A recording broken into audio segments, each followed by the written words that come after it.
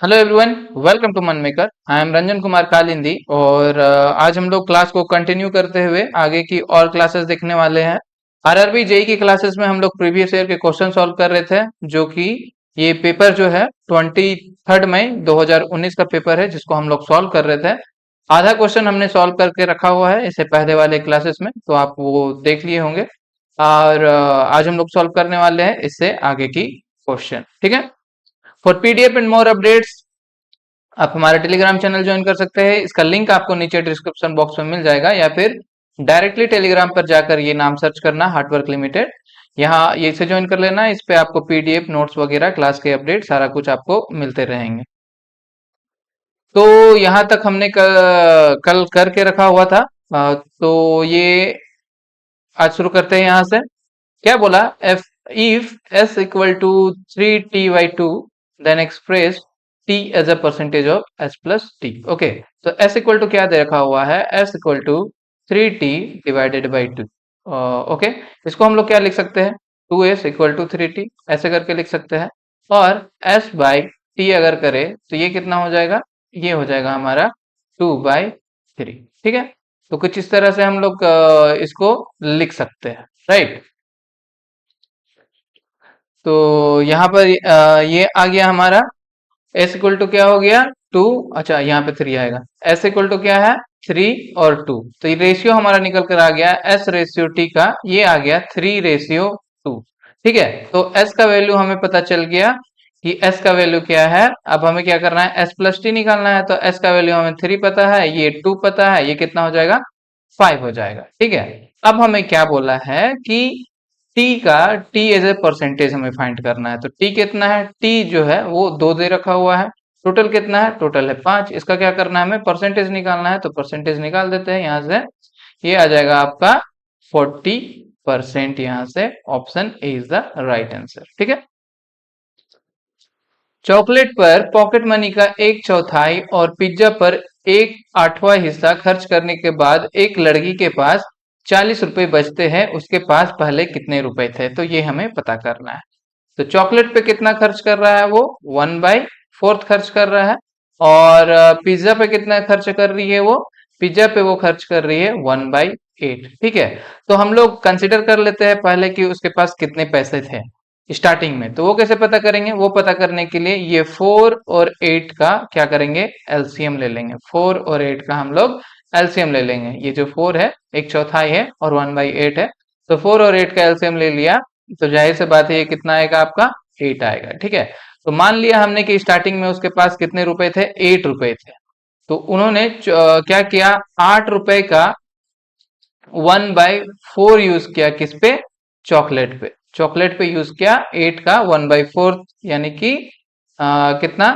2 रुपए जो है वो चॉकलेट पे खर्च की। उसके बाद पिज्जा पर बोला गया कि पिज्जा पे वो कितना खर्च की? 8 का 1/8 वो खर्च की, यानी कि 1 रुपए जो है वो पिज्जा पे खर्च की। तो रिमेनिंग अगर देखें कि रिमेनिंग अभी उसके पास कितना बच रहा है? 8 रुपए था। 8 रुपए में से वो 2 रुपया चॉकलेट पे खर्च की और पिज्जा पे 1 रुपए, यानी कि टोटल 3 रुपए वो खर्च कर चुकी है। तो हमारे इसके पास कितने रुपए बचे?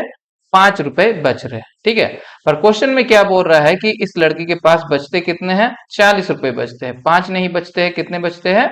40 रुपए बचते हैं। इससे कितना गुना ज्यादा हो गया? 40/5 कर दिया तो 8 गुना ज्यादा हो गया। इसलिए जो हमने 8 रुपीज माना है स्टार्टिंग का, ये भी इससे 8 गुना ज्यादा होगा, यानी कि 64। मतलब स्टार्टिंग में जो उसके पास 64 रुपए थे, तभी जाकर अभी उसके पास 40 रुपए बच रहे हैं। निमोनिया की निमोनिया डैश की सूजन के कारण होता है। तो निमोनिया, फेफड़ों में सूजन आ जाते हैं, इसके कारण निमोनिया रोग होता है। अब क्या बोला कि cot square under root cot square theta minus cos square theta का हमें क्या करना है? वैल्यू फाइंड करना है। तो ये जो दे रखा हुआ है आपको coat square theta, coat square theta को हम लोग क्या लिख सकते हैं? कोट स्क्वायर थीटा को हम लोग लिख सकते हैं कोस square theta by sine square theta, ऐसे लिख सकते हैं। और इसी को अगर हम इस तरह से लिखें कि कोस स्क्वायर थीटा इंटू 1/साइन स्क्वायर थीटा, कोई प्रॉब्लम? कोई भी प्रॉब्लम नहीं है। अब आगे अगर कोस स्क्वायर थीटा और ये जो 1/साइन स्क्वायर थीटा है, ये क्या होता है? ये होता है कोसेक स्क्वायर थीटा। ठीक है, कोसेक स्क्वायर थीटा ये होता है। तो कोट स्क्वायर थीटा का वैल्यू हमें ये मिल गया। अब इसको क्या करेंगे हम लोग, इस कोट स्क्वायर की जगह पे पुट कर देंगे। ठीक है, तो under root cos square theta and cosec square theta and minus cos square theta, यही तो है। अब क्या करेंगे, इन दोनों में कॉमन क्या दिख रहा है, इन दोनों में कॉमन हमें दिख रहा है कोस स्क्वायर थीटा। तो कोस स्क्वायर थीटा को कॉमन ले लिया, अंदर क्या बचा, cosec square theta and minus 1 बचा। ठीक है, अब under root cos square theta and cosec square theta minus 1, ये क्या होता है, ये होता है कोट स्क्वायर थीटा। ठीक है, अब अंडर रूट हटाएंगे तो क्या हो जाएगा, ये कोस स्क्वायर थीटा और सिंपल कोट, सॉरी स्क्वायर नहीं आएगा, अंडर रूट हट गया, तो cos theta and cot theta, ये हो जाएगा इसका आंसर, जो कि ऑप्शन डी से मैच कर रहा है। ठीक है, डी में क्या है, इसको ही इस तरह से लिख दिया कि कोट थीटा और कोस थीटा, इस तरह से लिख सकते हैं। राजा की आयु अरुण की आयु से 3 गुनी है। 3 वर्ष पहले उसकी आयु अरुण की आयु से चौगुनी थी। राजा की वर्तमान आयु कितनी होगी। ठीक है, तो कौन कौन है, एक तो राजा है और एक अरुण है। ठीक है, तो सबसे पहले प्रेजेंट की बात कर लेते हैं। जैसा कि हमने क्लास में भी देखा है इस तरह के सवाल बहुत।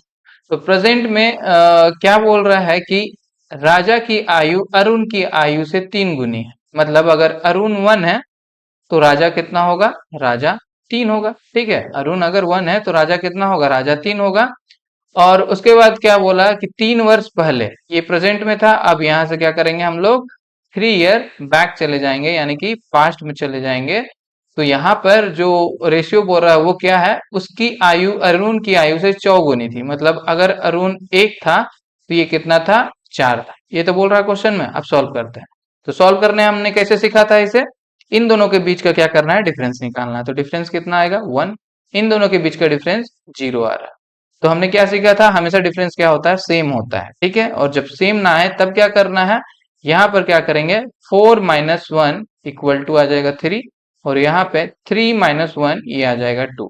अब ये 2 को क्या करना है, हमें इससे मल्टीप्लाई कर देना है, और ये 3 को क्या करना है, इससे मल्टीप्लाई कर देना है। तो अब जो है हमारा कुछ आ जाता है इस तरीका से। राजा एंड अरुण की बात करें तो 3 से मल्टीप्लाई कर दो, 4 × 3 = 12, और 3 का 3 हो जाएगा। उसी तरह सॉरी, 3 से नीचे करना है, 2 से ऊपर करना है। तो ये हो जाएगा आपका, 1 मिनट रुक जाओ, इसको कर देते हैं,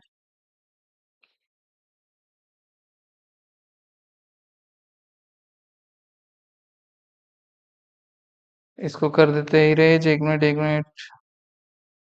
ठीक है, तो यहाँ पर आपका आ जाएगा, क्या आ जाएगा कि राजा एंड अरुण की बात कर रहे थे तो 2 से मल्टीप्लाई करना है। ठीक है, तो ये 4 × 2 = 8 हो जाएगा, और ये 2 × 1 = 2 हो जाएगा। ठीक है, और यहाँ पर आ जाएगा 3 से मल्टीप्लाई करना पड़ेगा, 3 × 3 = 9, और 3 × 1 = 3, ये हो गया। ठीक है, ये बात हो रही थी आपकी प्रेजेंट में, और ये थी आपकी पास्ट में। ठीक है, तो कितने पास्ट में, 3 साल पहले की बात हो रही है। तो अब डिफरेंस निकालते हैं। अब डिफरेंस इसका 1 हो गया, इसका भी डिफरेंस आपका 1 हो गया। ठीक है, यहां से हो गया, ये 1 1 आ रहा है। देखा जा रहा है तो पास्ट से प्रेजेंट का जो गैप है वो कितना है, 1 साल का गैप आ रहा है। बट क्वेश्चन में कितना बोला है कि 1 साल की बात नहीं है, ये 3 साल पहले की बात हो रही है, यानी कि इससे ये 3 गुना ज्यादा है। तो जितने भी टर्म है वो आपस में 3 से गुना हो जाएंगे। ठीक है, अब जो आपको क्वेश्चन में बोला है बस उसको आंसर निकालना है। जैसे कि राजा की वर्तमान आयु क्या है, तो प्रेजेंट में राजा की वर्तमान आयु हो जाएगी 9 × 3, that is equal to 27, option D. यहाँ से, यहाँ अगर आपको जो भी सवाल पूछे अब उसका आंसर आप यहाँ से निकाल सकते हो। जैसे प्रेजेंट में अरुण की आयु कितनी है, तो 3 × 3। पास्ट में 3 साल पहले राजा की आयु कितनी थी, तो 8 × 3। अरुण की आयु कितनी थी, तो 2 × 3। तो ऐसे करने के बाद आप किसी का भी वैल्यू निकाल सकते हो। यदि इतना इक्वल टू 8 है और इतना इक्वल टू 12 है, तब हमको निकालना है इतना इक्वल टू कितना होगा। ठीक है, तो यहाँ पर देखो, अगर आप कॉन्सेप्ट देखोगे तो ये जो डॉलर का साइन है, डॉलर का साइन को इन्होंने कंसिडर किया है इनटू में, और हैच क्या डिनोट कर रहा है, ये डिनोट कर रहा है डिवाइड। ठीक है, जैसे आप देख लो, $4 को हमने इंटू कर दिया और 4 हैच को हमने डिवाइड बाय 2 कर दिया। तो ये क्या हो जाएगा, 4 into 2 that is equal to 8 आ गया। उसी तरह 3 into 8 एंड डिवाइडेड बाई 2 कर दिया, तो ये आ जाएगा आपका 3 और ये आ जाएगा आपका 12 हो गया।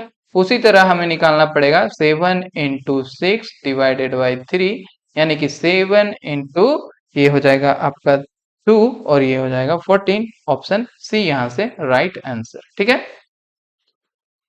अरुण एक रंगीन टीवी के लिए 16,000 रुपए का नगद भुगतान करना चाहता है और 2 वर्षों के बाद बाला उसी टीवी को 17,776 रुपए में खरीदना चाहता है। यदि साधारण ब्याज की दर 5% प्रति वर्ष है तो दुकानदार के लिए कौन सा सौदा बेहतर होगा। ठीक है। तो अरुण के केस में क्या है कि अरुण के केस में जो है टीवी का मूल्य दे रखा हुआ है, वो कितना दे रखा हुआ है, 16,000 रुपए। ठीक है। और बाला के केस में है, बाला के केस में हमें मूल्य नहीं पता है, बट जो अमाउंट वो होगा 2 साल के बाद वो कितना आएगा, 17,776 रुपए मिलेंगे। ठीक है। यानी कि अमाउंट दे रखा हुआ है और रेट दे रखा हुआ है 5% का और टाइम दे रखा हुआ है 2 ईयर का। ठीक है। तो पहले हम लोग फाइंड कर लेते हैं इसका सिंपल इंटरेस्ट। तो सिंपल इंटरेस्ट इक्वल टू क्या होता है, P into R into T divided by 100, यही तो होता है। और एस आई को हम लोग क्या लिख सकते हैं, सिंपल इंटरेस्ट को A minus amount minus principal value equal to P into R into T by 100। ठीक है।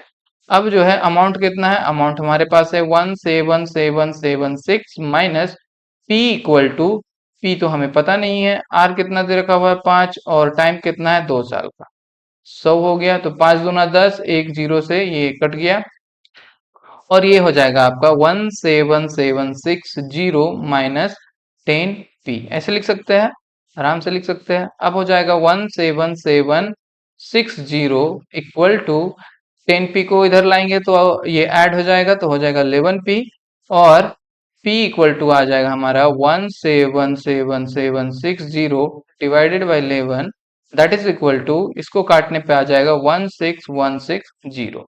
तो अरुण सॉरी बाला के केस में जो टीवी का मूल्य आ रहा है वो कितना आ रहा है, 16160 एंड अरुण के केस में टीवी का मूल्य है जो वो 16,000 है। यानी कि बाला से अगर वो टीवी अगर वो बाला को बेचता है तो 160 रुपए जो है उसे ज्यादा मिलेगा। ठीक है। तो इसीलिए यहाँ से बाला से इसको खरीदने का फायदा रहेगा। Option D is the right answer.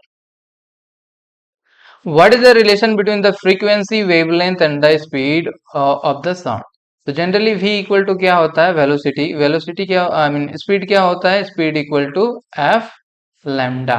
ठीक है, एफ लैम्डा होता है और इसी को हम लोग लिख सकते हैं F equal to V by lambda. Option A is the right answer. Which number will best complete the relationship given below. तो एक दिया हुआ है आपको, ये एनालॉजी से सवाल है 18 क्वेश्चन मार्क, तो ये पता करना है। तो क्या करते हैं हम लोग इस केस में, इन दोनों के बीच में रिलेशन पता करते हैं। तो दोनों के बीच में रिलेशन पता करते हैं, क्या हो जाएगा 12 इंटू 4 अगर करें 12 इंटू 4 तो ये आ जाएगा आपको 48 और इसमें से अगर 2 घटा दे तो आ जाएगा 46। ठीक है। तो ये हो रहा है। तो इसी तरह हम लोग क्या करेंगे, इसी तरह हम लोग 18 इंटू 4 करके देखते हैं। तो 18 इंटू 4 कितना हो जाएगा 72 और इसमें से 2 माइनस कर दिया तो आ जाएगा 70, वही जो है हमारा answer. Option D is the right answer यहाँ से। ठीक है। तो अगला सवाल क्या बोला, अपने पहले अंतरराष्ट्रीय क्रिकेट मैच में शतक बनाने वाले पहले भारतीय खिलाड़ी कौन है। उक्त खिलाड़ी ने 2016 में यह उपलब्धि हासिल की थी। तो ये कौन थे, ये थे KL राहुल जी। ठीक है।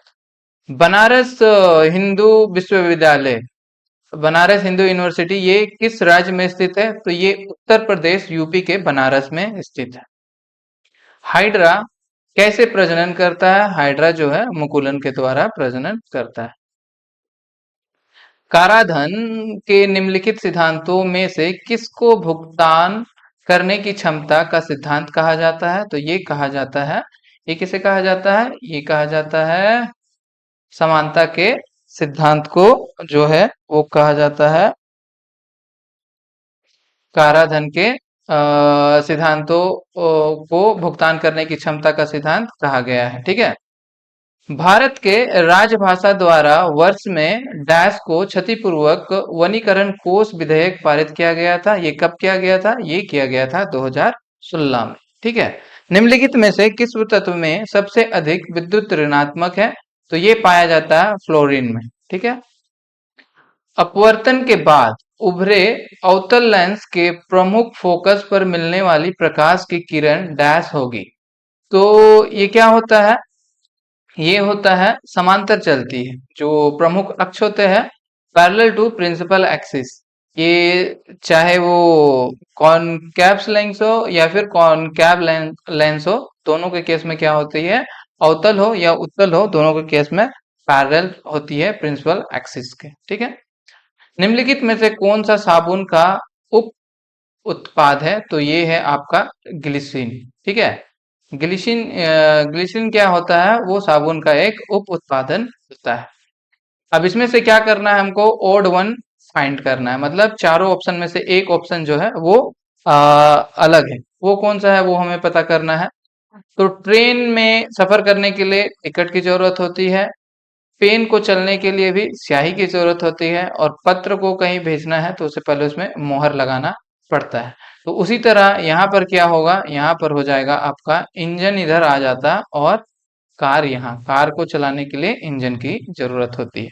तो इस हिसाब से हमारा ऑप्शन भी यहाँ पर क्या हो जाएगा? बिल्कुल राइट आंसर। तो अगला सवाल क्या बोला? तो अगला सवाल क्या बोला? एक ट्रेन एक स्टेशन प्लेटफॉर्म को 36 सेकंड में पार करती है और प्लेटफॉर्म पर खड़े एक व्यक्ति को 20 सेकंड में पार करती है। यदि ट्रेन की चाल 54 किलोमीटर पर घंटा है, तब प्लेटफॉर्म की लंबाई क्या होगी? ये हमें क्या करना है? पता करना है। ठीक है। तो देखा जाए तो प्लेटफॉर्म को पार करने में कितना टाइम लग रहा है? 36 सेकंड लग रहा है। और जो आदमी खड़ा है उसको पार करने में कितना टाइम लग रहा है? वो लग रहा है 20 सेकेंड। ठीक है। तो ट्रेन अपने आप को कितने देर में क्रॉस कर रही होगी? इन दोनों का गैप निकाल लो, 16 सेकेंड। 16 सेकेंड टाइम ले रही होगी ट्रेन खुद को पार करने में।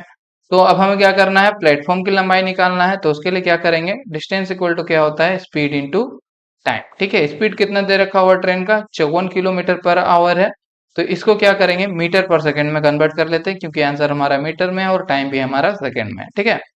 तो मीटर पर सेकंड में कन्वर्ट करने के लिए क्या करते हैं? 5/18 से डिवाइड करते हैं। और टाइम कितना दे रखा हुआ है? 16 सेकेंड दे रखा हुआ है।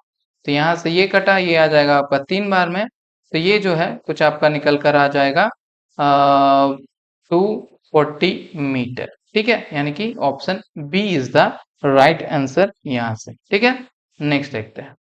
निम्नलिखित में से किसमें साइट्रिक अम्ल की मात्रा सबसे अधिक होती है? तो खट्टे और कड़वे चीजों में साइट्रिक अम्ल, साइट्रिक एसिड की मात्रा ज्यादा होती है। यानी कि यहाँ पर अगर आप नींबू देखो तो ये आपका सही आंसर हो जाएगा। 6 typists can type a given data in 16 days. How many days will 4 typists take to do the same work? देखो इस तरह के जब कॉन्सेप्ट आए तो इस तरह के टाइप के क्वेश्चन हमने अपनी क्लास में भी सॉल्व करके रखा हुआ है। तो कौन सा कॉन्सेप्ट है ये? MDH वाला। MDH by W equal to MDH/W, ये कॉन्सेप्ट है। तो पहला सेंटेंस क्या बोल रहा है कि 6 टाइपिस्ट 16 दिन में दिए गए डाटा को टाइप कर सकता है। ठीक है। 16 दिन में। तो 6 टाइपिस्ट है, आदमी एम फॉर क्या हुआ? मेन, तो 6 मैन है। और कितना दिन ले रहा है? 16 दिन। आवर तो नहीं दिया हुआ है और वर्क एक दिया हुआ है, तो एक लिखने से कोई फायदा नहीं।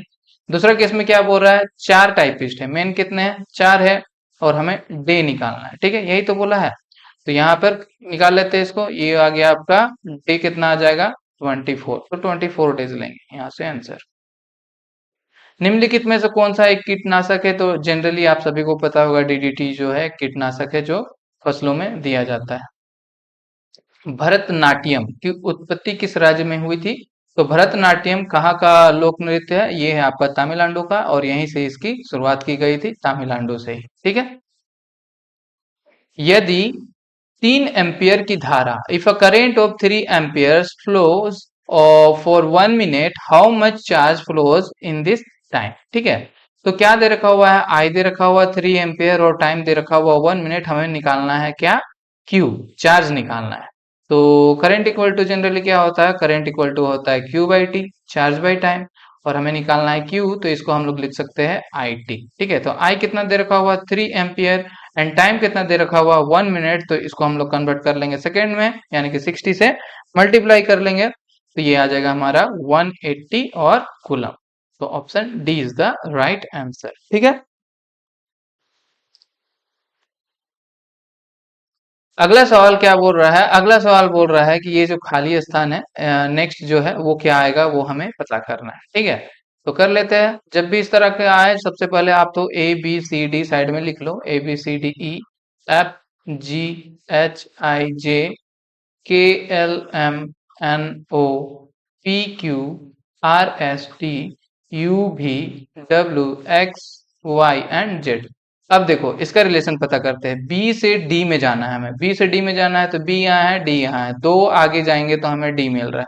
उसी तरह डी से जी में जाना है, डी से जी पे चलते हैं, 1 2 3, +3 किया तो हमने जी पे पहुंच गया। जी से एल पे जाना है, जी यहाँ है, 1 2 3 4 5, यानी कि +4 करेंगे तो जाएंगे। तो जाहिर सी बात है यहाँ पर जो लेटर आने वाला है इसका क्वेश्चन मार्क की जगह, उसके लिए हमें क्या करना पड़ेगा, +7 करना पड़ेगा एल से। तो एल से +7 करते हैं, 1 2 3 4 5 6 एंड 7, यहाँ पे क्या आ रहा है, एस आ रहा है, लास्ट अक्षर जो है एस आ रहा है, जो कि हमारा ऑप्शन डी में है, तो यही हमारा क्या हो जाएगा, आंसर हो जाएगा। एक निश्चित धनराशि पे 2 वर्षों के लिए 4% वार्षिक ब्याज दर से, साधारण ब्याज 140 रुपए है, समान दर और समान अवधि में समान धनराशि पर चक्रवृद्धि ब्याज और साधारण ब्याज के बीच का अंतर हमें पता करना है। ठीक है, तो क्या बोल रहा है कि 2 वर्षों में, 2 साल में जो है वो आपका साधारण ब्याज एसआई जो है वो निकल कर आ रहा है 140 रुपीज। मान लो 1 साल का हम लोग कंसिडर करें, तो 1 साल का कितना हो जाएगा, 140/2 = 70 आ जाएगा निकल कर। ठीक है, अब हमें निकालना है सी आई माइनस एस आई, अगर निकालना है तो ये 70 को अगर हम लोग मल्टीप्लाई कर दे, रेट कितना दे रखा हुआ है 4/100 से, तो ये कितना हो जाएगा आपका 28 आ जाएगा। ठीक है, 28/10, और इसको लिख सकते हैं 2/8। यही जो है आपका answer, option C is the right answer. ठीक है, निम्नलिखित में से कौन सा एक विषाणु जनित रोग है, तो खसरा जो होता है वो क्या होता है, विषाणु से होता है, इसलिए खसरा क्या हो जाएगा, आंसर हो जाएगा। बेरी बेरी विटामिन बी की कमी से होती है।